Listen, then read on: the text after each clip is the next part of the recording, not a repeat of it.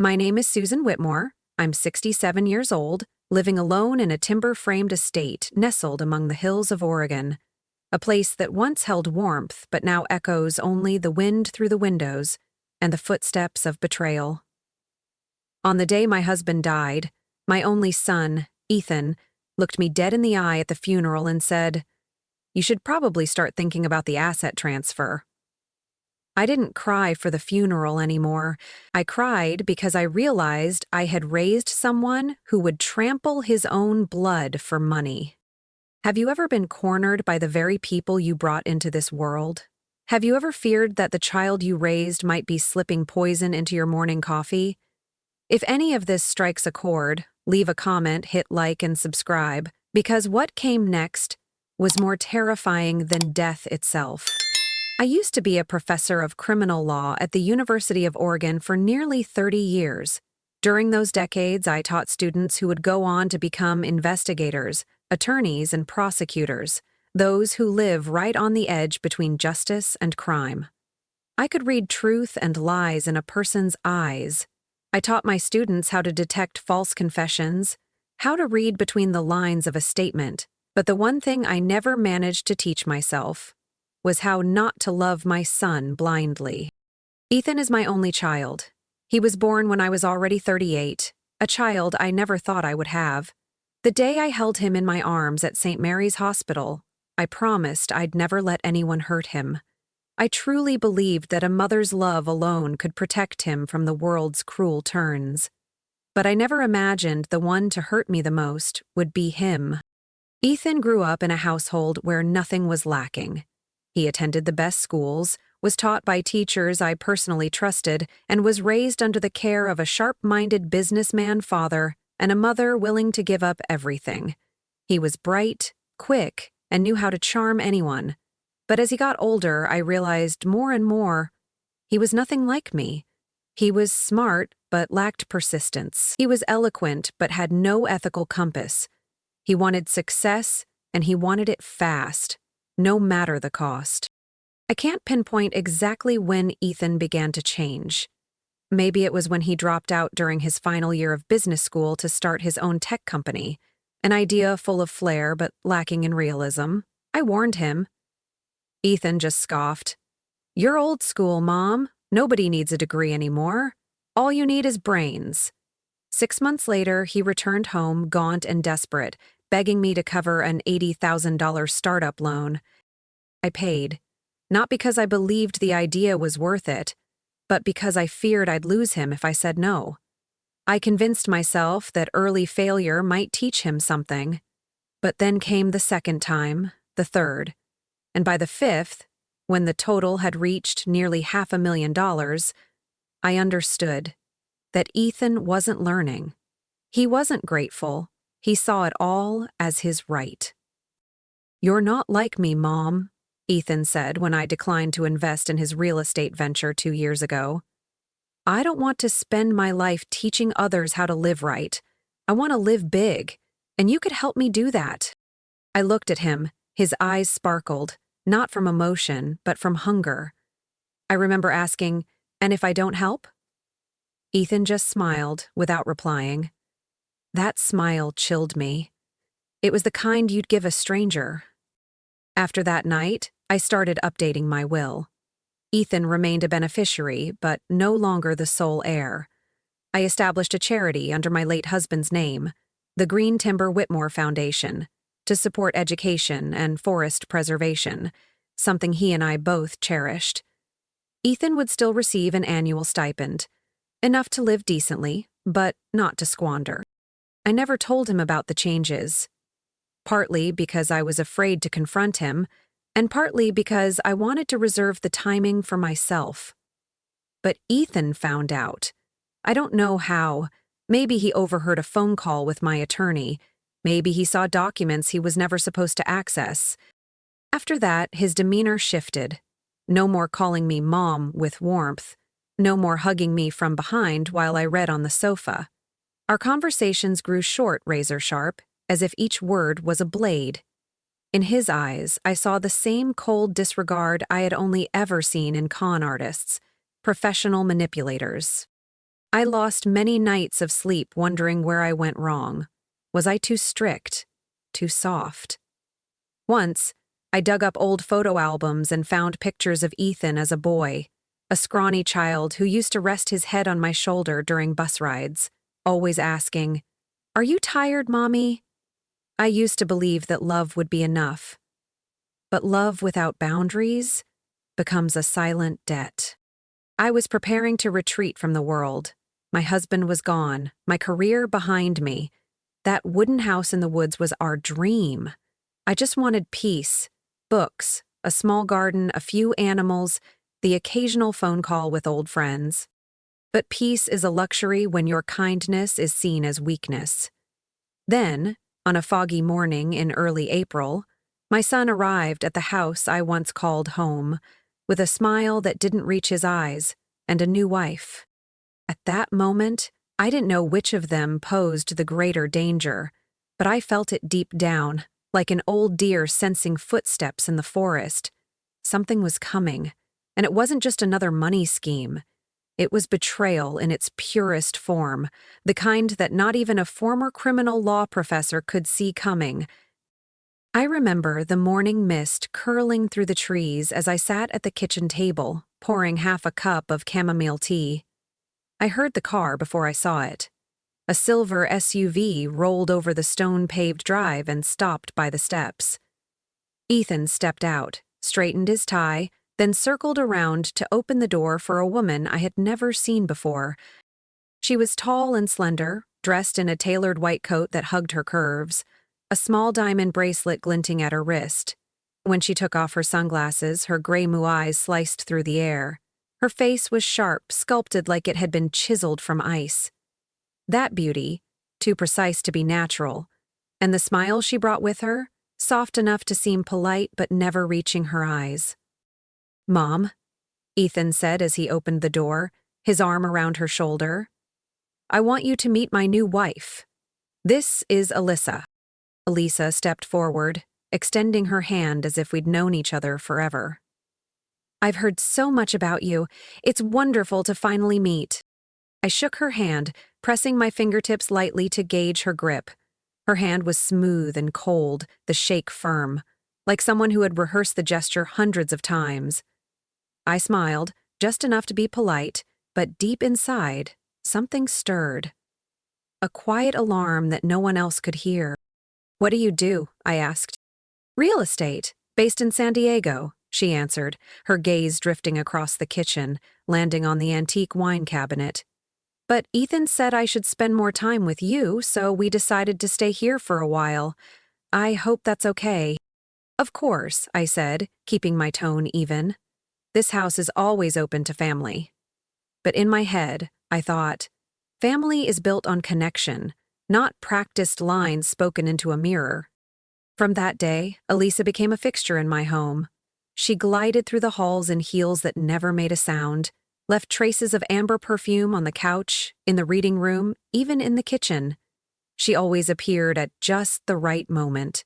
When I was trimming flowers, she'd pass by to suggest lavender instead of white roses. When I was heading upstairs for a nap, she had already brewed my coffee. 1 teaspoon of brown sugar, a drop of vanilla, just the way I liked it. Everything about her was flawless. A perfect wife, a devoted daughter-in-law, gentle and hollow. One afternoon, I was tending to my herb pots by the window when I caught her on the phone in the back hallway. The glass door was slightly ajar. Her voice, lowered but clear. "Yeah, I'll handle it. She's softening. Give me a few more days." Then silence. I stepped back, heart pounding in my chest. No one calls their mother-in-law her like that, unless they never considered you family in the first place. That night at dinner, she smiled again, placed a perfectly grilled salmon fillet on my plate, and chattered about million-dollar homes in California like she was talking about stuffed animals. And Ethan just sat there, silent, his eyes distant, brows furrowed. 1 week passed. Saturday morning brought a light drizzle. I was jotting down a few notes for the garden when Alyssa stepped into my study, holding a cream-colored leather folder. Aunt Susan, she said, voice dripping with honey. I have a small proposal I'd love for you to take a look at.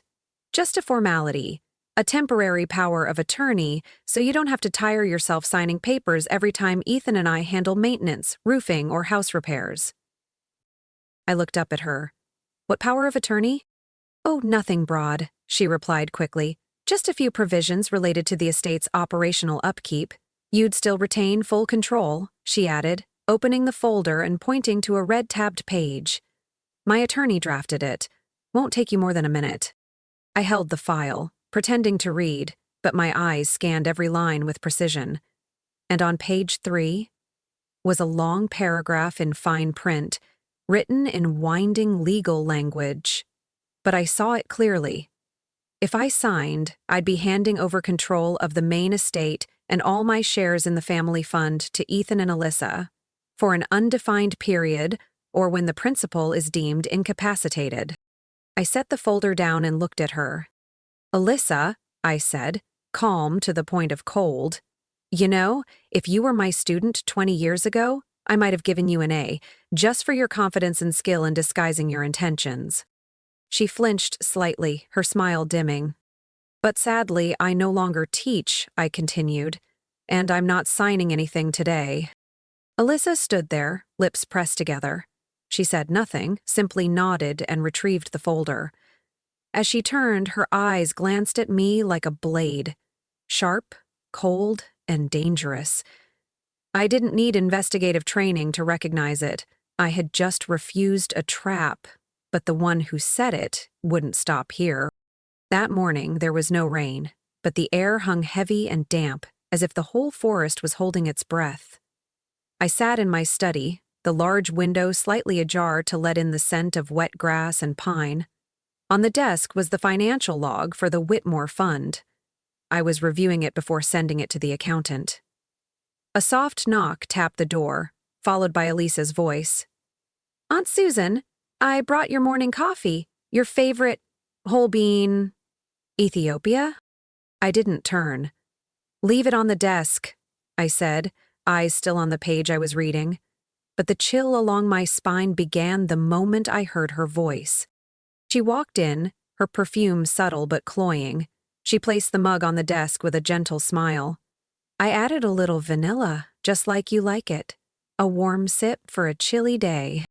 I nodded faintly, my hand reaching the cup's handle. But I didn't lift it. Instead, I looked closely. The ivory porcelain looked identical to the others in the house, but the aroma was wrong. Not harsh, too perfect. A faint almond note lingered, something that should never be in coffee, and something else, more acrid like the faded scent of old hospital disinfectant. I said nothing. My right hand stayed on the handle, while my left brushed the handkerchief beside my notebook.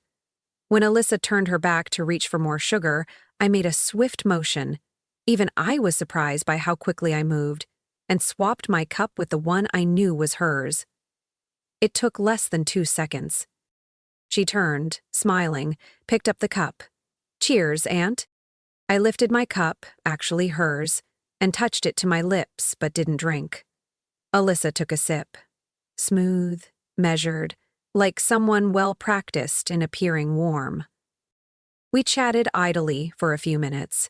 She asked about the upkeep of the Whitmore Fund, the gardeners, and perked up when I mentioned a community law course I had once taught before retiring. But I noticed her lips beginning to pale. Her right fingers trembled slightly as she set her cup down. Are you feeling odd? She asked, her voice slowing. I feel... She paused. Her hand clutched the chair. A faint rasp came from her throat, followed by sudden, violent coughing. I stood but kept my distance. Elisa clutched her chest, her coughs wrenching, her face flushing, then rapidly paling. Sweat gathered on her brow, her hands shook uncontrollably. A red blotch spread across one cheek as the veins beneath her skin became pronounced. "Ethan!" I shouted. Within seconds, Ethan rushed in, eyes wide at the sight of his wife convulsing in the chair. "Call 911, I said, my voice strangely calm. Ethan stammered. "What?" What's happening? What did you do to her? I stepped back, my hand gripping the armrest. Alyssa gasped. Throat, burning, can't breathe. Then collapsed to the floor. Ethan held her, panic overtaking his face. I saw fear unmasked. When the ambulance arrived, I didn't ride with them. I stood on the porch, watching the stretcher being wheeled out, straps tightened around her limp frame. A medic asked quickly, "Did she ingest anything unusual? Any allergies?" I replied, "I don't know. She just had coffee." Before the door shut, Elisa turned her head slightly, whispering almost inaudibly. But I could read her lips. Susan. Poisoned. Me. Loud enough for the attending nurse to hear. The doors slammed. Ethan turned toward me, face pale. "Mom, what did you do?" he asked, voice thick with disbelief. I didn't answer. I just stood there, cold as the stone bench in the garden, watching the vehicle roll away, carrying a single accusation strong enough to wreck a lifetime of integrity. I returned inside, slowly washed the remaining mug in the sink. Water ran steadily. Soap suds slid down the porcelain, erasing every trace of what might have been a morning of murder or salvation, depending on who tells the story. I had never sat in an interrogation room as a suspect. For nearly 3 decades in academia, I taught students how to ask the right questions, how to stay composed in the face of lies, how to unravel what seemed impossible. But that morning, seated in the Jackson County Sheriff's Office, across from 2 investigators and a red blinking recorder, I realized none of that training could soften the ache of being shoved toward ruin by your own kin. "We're requesting full cooperation, Mrs. Whitmore," said Lieutenant Caldwell, his tone measured, gaze polite but not warm. "We have a hospital report confirming the victim, Alyssa Stone, showed signs of cyanide poisoning, traced to one of 2 coffee mugs used in your home this morning." I nodded. "I understand, and I'm prepared to tell you everything I know." They asked who prepared the coffee. I answered, "Elisa brought it into my study. I didn't make it myself." "Did you drink any?" Caldwell asked. I lifted the cup, but didn't drink. "Why not?" I met his eyes. "Instinct." I paused, then added, "I used to train investigators. Sometimes it's just a smell that doesn't sit right, a strange gesture, or an unnatural look in the eyes. I'm not certain what alerted me, but I switched cups. With Alyssa when she wasn't watching." Caldwell frowned, jotting notes. The younger officer, Sanders, was less patient. "So you admit giving the victim the coffee?" "I gave her the cup she originally brought for me." "And the poison?" "We searched your kitchen and found a small vial containing a substance, matching what was found in the victim's blood, hidden in the bottom drawer." I took a deep breath. I've never seen that vial before. I have no reason to hide poison in my own home. Caldwell glanced at his colleague. "We also found a notebook in your study.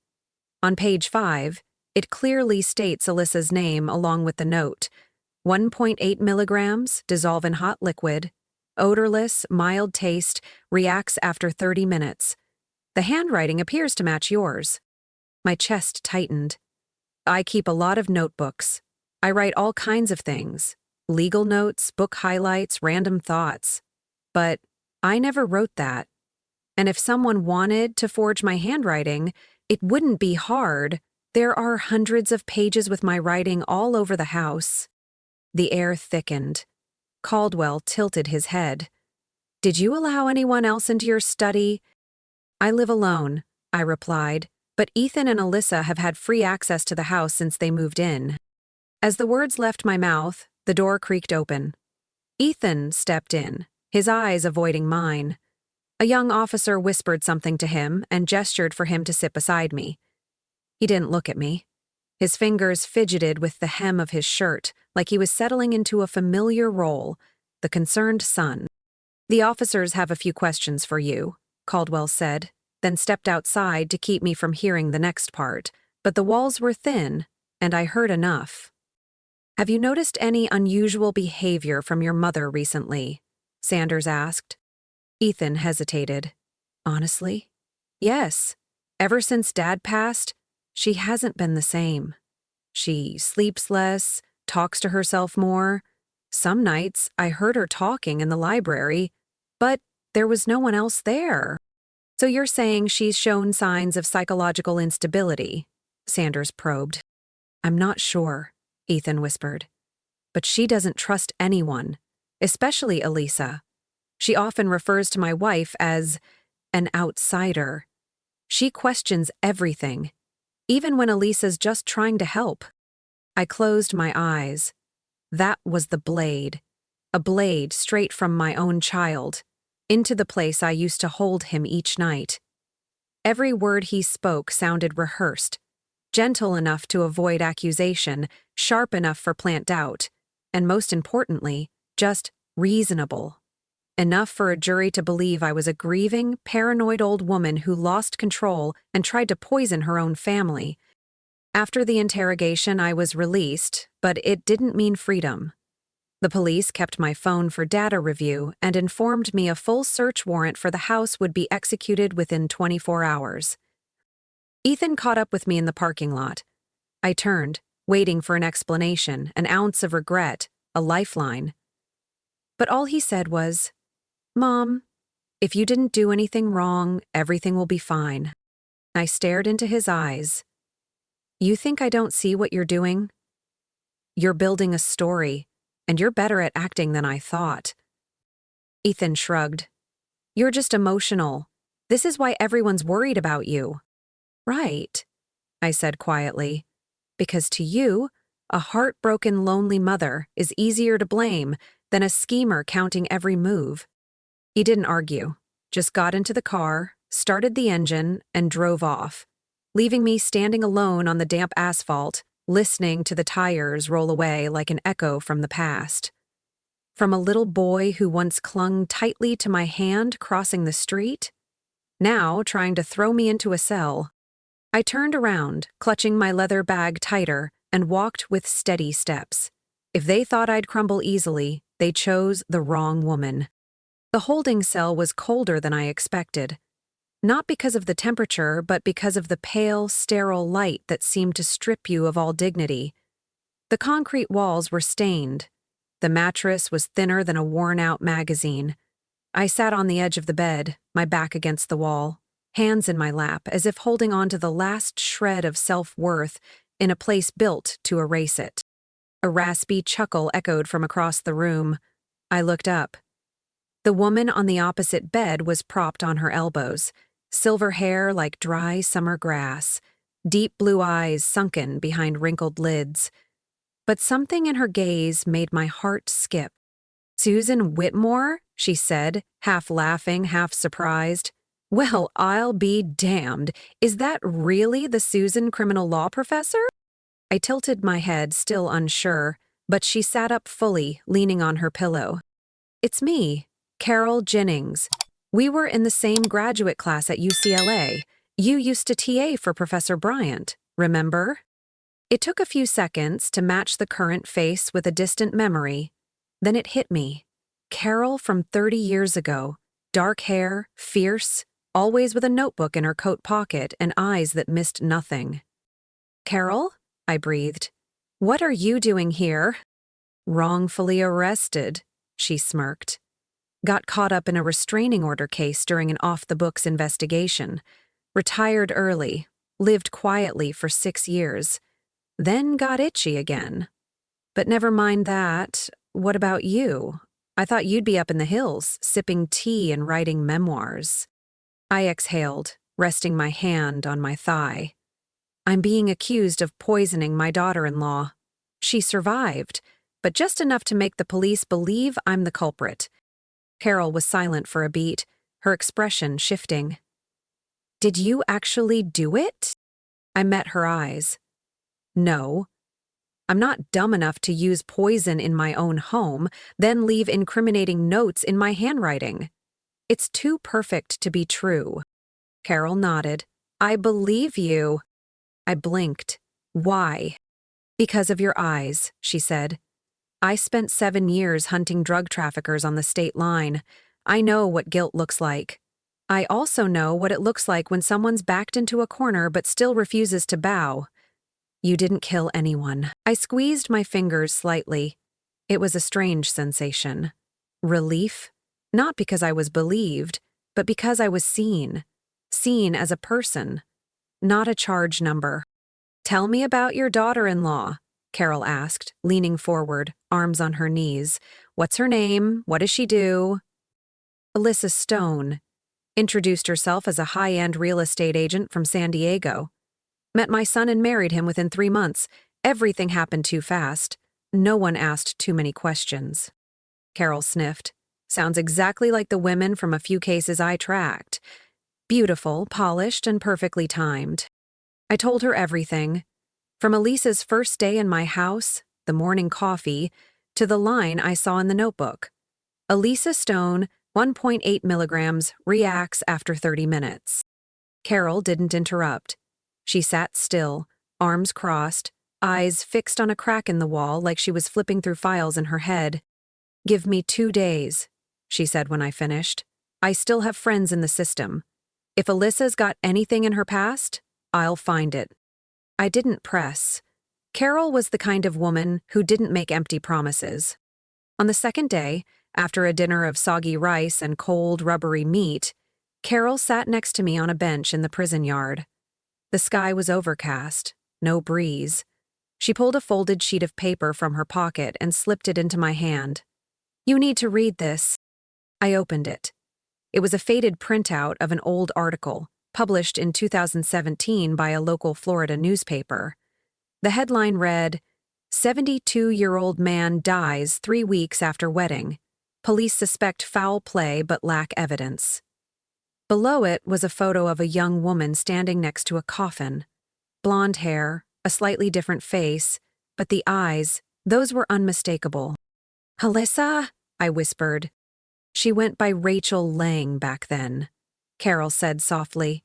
Married him 6 weeks after they met. The victim changed his will 3 days before he died of a stroke.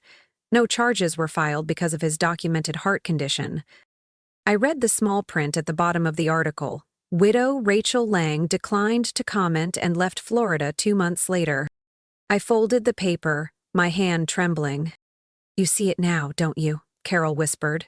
This wasn't a random poisoning. It's a pattern, a method. She targets wealthy older men, changes her identity, and vanishes before anyone can start asking questions. So this time, I murmured, she's targeting my son. Carol lifted her gaze. No, she's targeting you, because you hold the estate. Ethan's just a pawn. I didn't answer. Deep inside, the last sliver of hope that Ethan might just be deceived began to waver. Carol stood up, eyes locking on mine. Don't let them win. You're Susan Whitmore. If you fall, they'll erase every trace, just like they've done before. I clutched the paper tightly. My eyes drifted to the graining sky outside, and I felt I was reclaiming something they thought they had stolen. Truth. I was granted bail on a cold, rainy afternoon. The damp stone floor echoed with every step as Mark Dorsey escorted me out of the holding facility. He didn't say much, just gave me a firm, steady look as he opened the car door. Susan, they won't stop, but neither will we. Mark had once been my student, now one of Oregon's sharpest defense attorneys. He had a kind of calm that people trusted. More importantly, he had loyalty, something rare in a world where reputation often outranked integrity. I sat silently in the passenger seat, gently gripping the handle of my handbag. Inside, along with some personal belongings, was a copy of the photo Carol had given me. Alyssa's face, or rather Rachel Lang's, staring coldly from a funeral years ago. Mark drove us back to the Whitmore estate in silence. On the way, I told him everything Carol had uncovered. As the car turned through the front gates, he paused, shifted gears, then looked at me. We have the upper hand, but that doesn't mean we're safe. They know you've been released, and if Alyssa's done this before, you know they'll act again soon. I don't plan on running, I replied. I want to end this where they started it. That night, as lights slowly came back on in the mansion after days of silence, I called Carol using the encrypted phone Mark had arranged. Her voice was low and steady. "I've contacted the FBI. Agent Gregory from the Portland office will coordinate. But they need a live act. We'll have to bait them into showing their true faces." We finalized the plan. Leak a controlled rumor that I was holding an audio recording, allegedly capturing a conversation between Alyssa and Ethan, plotting to poison me and seize the estate. Mark had a contact in legal media. A brief article was published on a reputable law blog. It didn't name names, but the implication was clear.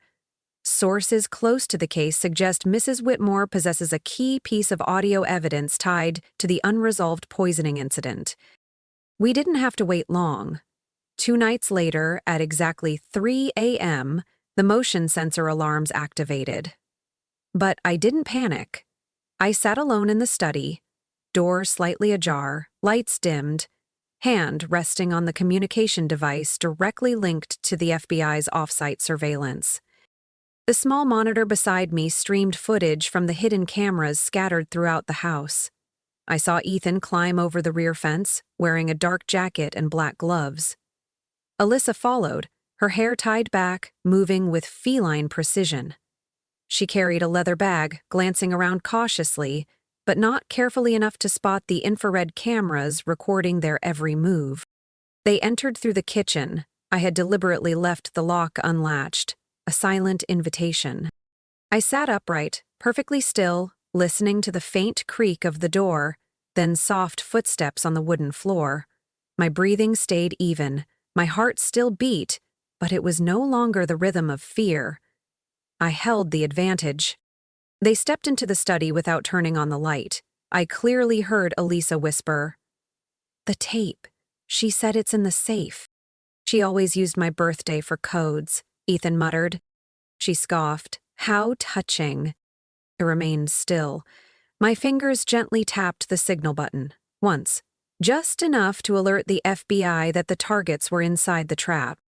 Alyssa strode directly to the corner, pulled aside a large painting. Behind it was the old mechanical safe. She dialed the code with ease. A click echoed. As the door opened, she froze. There was no tape, only a folded piece of paper. She opened it. I heard her voice reading softly. "Dear Masterminds, thanks for dropping by. The FBI is watching." "Ma!" She spun around. Damn it. She set us up. My footsteps echoed as I stepped from the shadows.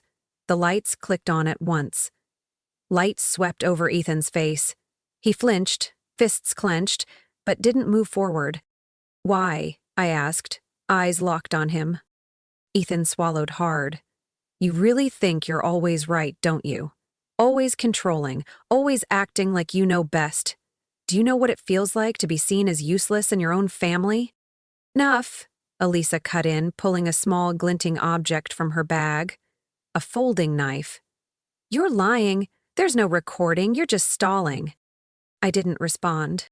Suddenly, pounding on the door, a voice shouted, "FBI, don't move." The door burst open. Agent Gregory and 4 others stormed in. Ethan dropped his hands and stepped back.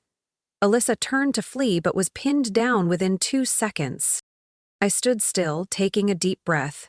The darkness had been swept from the house, and this place finally felt like it was mine again. Not because it bore my name on the deed, but because I had taken back my voice. In the very home they had once tried to turn into the perfect crime scene. The room felt like it had stopped breathing. Light from the ceiling shone directly on Lisa's face, but it did nothing to soften the cold in her eyes. In her right hand, she gripped a compact stun gun, the kind typically used by private security officers.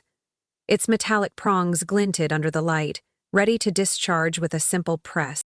"I'll ask you one more time," Elisa said, her voice low and sharp, stripped of any pretense. "Where's the recording?" Ethan stood behind her, neither stepping forward nor backing away. His hands were clenched into fists. His eyes moved from me to Alyssa, then back to me. There was a flicker of something in them. Conflict, maybe, but far too faint to call remorse.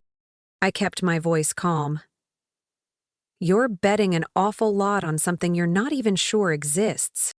Alyssa smirked. You wouldn't let the press write you off as a failed poisoner. You're holding something, and I want it. I tilted my head slightly, as if weary, then placed a hand on my chest. I feel lightheaded. Alyssa instinctively stepped back half a step, stun gun still aimed at me. I dropped to the floor, intentionally striking my shoulder against the desk to make the sound believable. My eyes fluttered shut, my breath shallow and staggered as if I were about to faint. I heard her footsteps rush toward me, followed by a sharp whisper. What's wrong with you? Don't try anything. The moment she leaned in to check was when the back door slammed open. FBI, drop your weapon. The shout cracked through the room like thunder. Everything unfolded in a few heartbeats. Alyssa jolted upright, eyes wide with panic. Ethan instinctively stepped back. Two agents closed in from opposite sides. But Alyssa moved faster than anyone expected.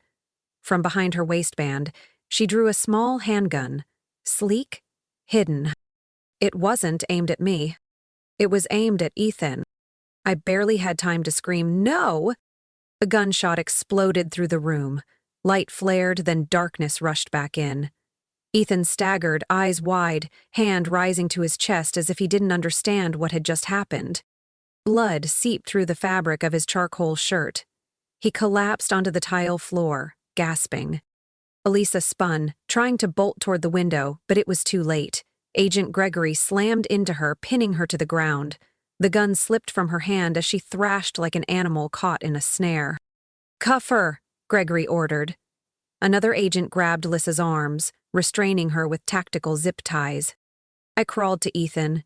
His face had gone pale, his breath ragged. "Ethan," I called, my hands trembling as I supported his shoulders. "Where were you hit?" "Mom," he whispered, lips dry and cracked. "I didn't think she'd really shoot me." My throat tightened. He murmured, his eyes turning cloudy. "She promised. If I helped, she'd erase the debt. Said the loan guys wouldn't come after me. I was scared, Mom." "I'm right here," I whispered, gripping his hand. "Don't talk. Just breathe. Help is coming." Agent Gregory knelt beside us, checking his pulse. "Still there, but weak. Call an ambulance. Now!" One of the others ran out. The room felt heavier than air itself. Only the sound of Ethan's strained breaths and the static of radios filled the silence. I looked down at the boy I once cradled, over 30 years ago. The child who once swore he'd take care of his mother forever. Now he lay wounded before me, betrayed by a false promise from a woman with an angel's face and a serpent's heart. I didn't know if there was anything real left in Ethan's eyes, but in that moment, I wasn't angry. I just felt hollow, as if within his pain was the final remnant of a son, warped by something far darker than I could have imagined. Alyssa was dragged from the room, head bowed, hands clenched. Even in handcuffs, she radiated a chilling composure. No screams, no pleas, no panic. Just eyes, blank, hard as marble, locking on mine one last time, as if still believing she could turn the tide. I didn't return the gaze. I just sat there, holding my son's hand, the other pressed over my chest.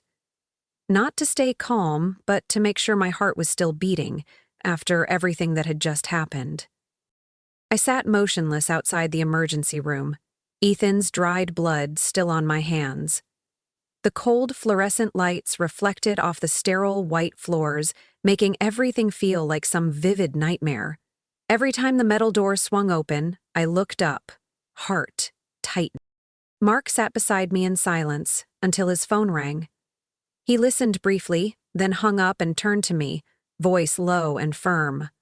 "Susan, the FBI just finished verifying Elisa's identity." I looked up, waiting. There is no legally registered person named Elisa Whitmore. She's used 3 different identities in 3 different countries. And not just Rachel Lang. She was also Amelia Hart in London and Nicole Brenner in Toronto. I clenched my fists, fingernails digging into my palms. 3 identities. And strong indications she's connected to 4 suspicious deaths in the past 6 years, all wealthy, single, or without close family.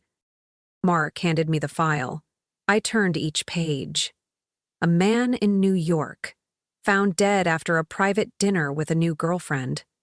An elderly woman in Barcelona, fell down her mansion's staircase with no witnesses.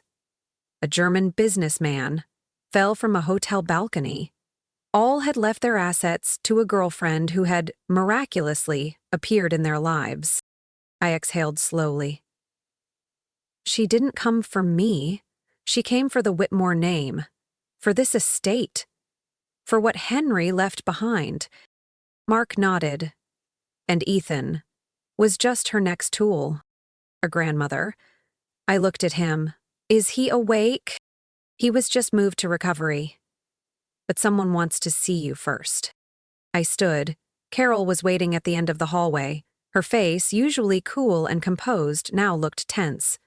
She opened her bag and pulled out something familiar. The dark brown leather notebook Alyssa had used to accuse me in the beginning. I just had a handwriting analyst recheck everything, she said, flipping it open. Susan, this isn't your handwriting. It's a digital replica, recreated with 3D handwriting print tech. My eyes widened. She copied my handwriting? Carol nodded. She once worked for a handwriting recognition tech firm in the UK. She had the knowledge, the tools. She printed every stroke using artificial fading ink, undetectable to the naked eye. I held the notebook, flipping through the pages that once sent me spiraling into fear. I confess. I poisoned Henry for the inheritance. Every line now felt 100 pounds heavier. I had believed it. I had truly thought I'd lost my mind. She didn't just want to destroy me. She wanted me to destroy myself, I said quietly. Mark stepped closer, and Ethan, he talked. I turned to him. He said he borrowed nearly $600,000 from an underground lender to save a failed investment project in San Jose. Alyssa promised to wipe the debt clean if he helped her reclaim what should have been hers. I felt my legs go weak. $600,000. My son was so terrified he'd traded his own mother for a promise. Mark sighed. He said at first he thought it was just a way to scare you, make you sign over a few shares. But after Elisa gave him that journal, he believed you really killed Henry. I closed my eyes. Every word scraped against my chest. Henry might not have been the perfect father, but I never once regretted trying to keep Ethan in his life. I turned to Carol. What about the original letter Henry left for me? Any leads?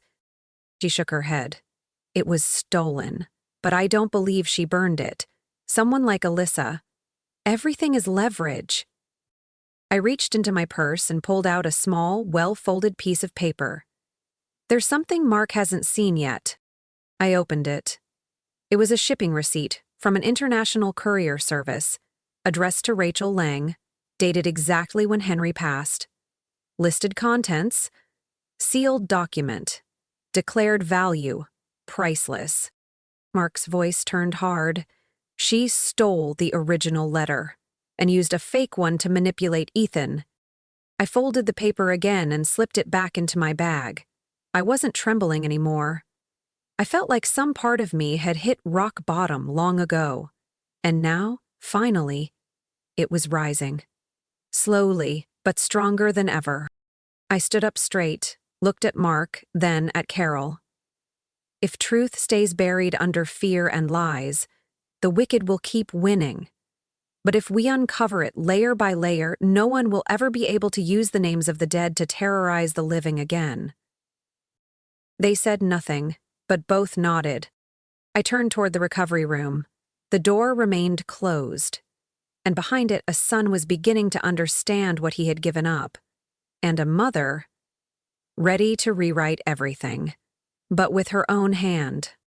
That morning, I walked slowly down the long hallway that led into the main reading room of the Whitmore estate. Autumn sunlight filtered through the French windows, casting soft golden streaks across the polished wooden floor. It wasn't warmth, not anymore, but it was something I could bear. On the table sat the new will, neatly arranged. White paper, black ink, every line crisp, like a long overdue full stop. I sat down and skimmed the document. No mention of Ethan. No shares for any blood heir. Every asset, real estate, shares from Henry's investment fund, would be transferred to a scholarship foundation in my husband's name, the Whitmore Criminal Justice Fund. It would provide full financial aid to students studying criminal investigation, with priority given to those from disadvantaged backgrounds or impacted by injustice. "You always believed justice was the one light in a world full of shadows," I whispered, my hand resting on the edge of the paper. "Then at least a part of you will live on in that light." Mark sat across from me, silent. When I looked up, he gave a quiet nod. "I've spoken to the law office. They'll have the will notarized this afternoon." I looked at him. "Thank you, Mark, not just for this." He gave a bittersweet smile. "I didn't do much. You walked out of the storm by yourself, Susan." I said nothing. In my heart, the wind hadn't completely calmed. It had simply changed direction. Quieter now. A week later, on a drizzly afternoon, the former housekeeper handed me an envelope sent from a federal correctional facility. I glanced at the handwriting on the front, slanted and familiar. My heart slowed. Ethan Whitmore. I held it for a long time. Didn't open it right away. Just stared, wondering if, in those pen strokes, there might be something real. Eventually, I brought it into my study. The fireplace still held a soft glow. I opened the flap and pulled out a single folded sheet of paper, just a few lines. If I could go back to that moment, I wouldn't choose the same. But it doesn't matter anymore. I just want you to know I'm sorry. I stared at the final line. No, I love you. No, please forgive me. Or just sorry. I stood, walked over to the fireplace, and dropped the note into the flame. It caught instantly, curling at the edges, then glowing red before turning to ash. I watched the fire consume what was left, then spoke. Not in anger, not in sadness, just with a truth that had finally taken shape. A son who's willing to poison his own mother is no longer my son. Behind me, the wind slipped through the barely cracked window, lifting the curtain with a quiet whisper. Outside, the black iron gate of the estate stood tall and locked, just like my heart. No longer waiting, no longer hoping, no longer angry. I turned back to the table, picked up the fountain pen and signed the will. My signature didn't waver. And at that moment, I understood. Not everyone born into your life deserves to be called family. But out there are people quietly fighting to protect truth, justice, and the values of human decency. And that is where I will leave my legacy. If you've ever had to choose between blood and what's right, what would you do?